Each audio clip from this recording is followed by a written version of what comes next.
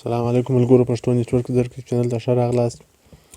نن تاسو ته د پری ماینینګ یو بله پروژه درته معرفي کوم. البته ستوشي اپ که څوک چې د هغه سره اشنا یې عین یې هغه ته سوې ده، خو یو څه لږ تغیرات لري پکښې. نو کله چې په لینک باندې کلیک ووهئ، تاسو دغه پلی سټور ته او یا هم خپلې صفحې ته د ده بوځي. هلته به دا اپ را ډاونلوډ کړي. نو ما ته دا اپډیټ صفحه راوړله، زه به بېرته د هغه څخه لاړ شم. دا لومړی یو اکاونټ کې جوړ کړي، بیا وروسته اپ را ډاونلوډ کړي.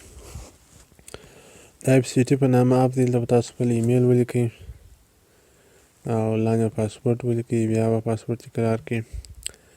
ریفرل کوډ دا دی زما د سته، دغه به ور واچوئ او بېرته به پر دغه ګیټ کوډ باندې کلیک ووهئ او بیا به څه وکړئ، ستاسو ایمیل ته چې دی کوډ ځي، نو هغه کوډ به ترلاسه کړئ. نو زه دلته ایمیل واچوم، ایمیل چې مې ور واچوئ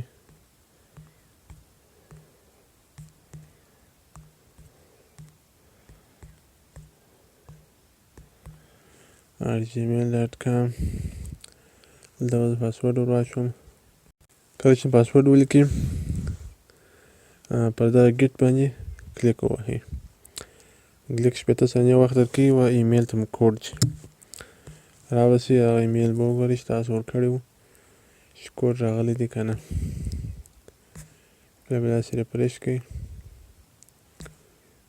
ځینې وخت دا کوډ په اسانۍ سره نه راځي، یا سپم ته راغلی، په سپم کې به وګورئ. دا دی سپم ته راغلی.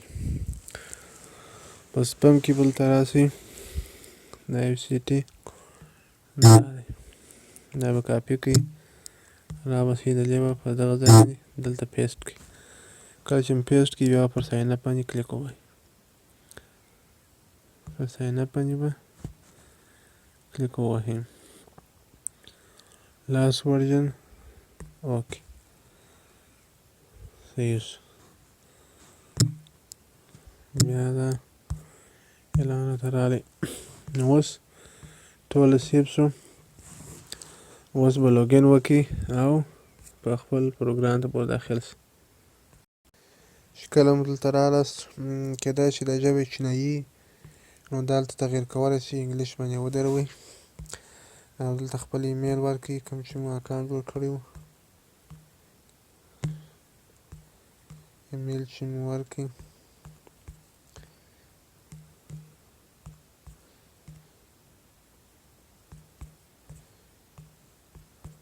بیا لاندې خپل پاسورډ ورته ولیکئ. کله چې پاسورډ ولیکئ، پر لوګین باندې کلیک ووهئ.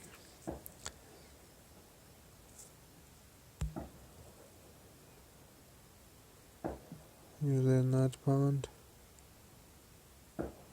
دا ایمیل کې یو ځای غلطي شوې، دا یو شی مې یاد شوی دی. اوس به بیا په لوګین باندې کلیک ووهو.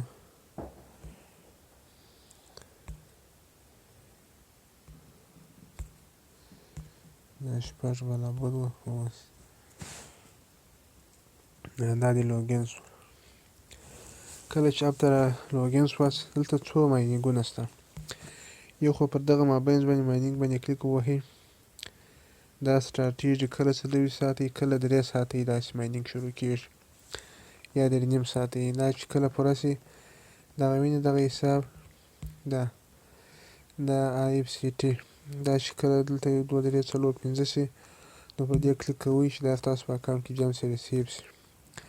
او دغه نور ګردي ګردي د دنیا غوندې شکلونه چې دي، د هر یو جلا جلا ټوکن دی، دا هر یو پکې ماین کېږي. خو دا چې کله کلیک باندې ووهئ، ویډیو اعلان در ښکاره کوي، بیا دا دغه درکوي، دا ټوکنونه درکوي. په ده ساین ان چې کلیک ولیکئ، روزانه په 3 ساعته کې دلته هم راځئ پله، چې هلته راغله دلته هم پله راسئ، په ساین باندې کلیک ووهئ، دا ستاسو یو IFCT ټوکن درکوي. هغه چې ورځنی مسلسل. او په دا ټو کمپلیټ باندې هم کلیک ووهئ، ویډیو اعلان ته ښکاره کوي، او بیا 10% بوسټ کېږي دا ستاسو سپیډ د ماینینګ.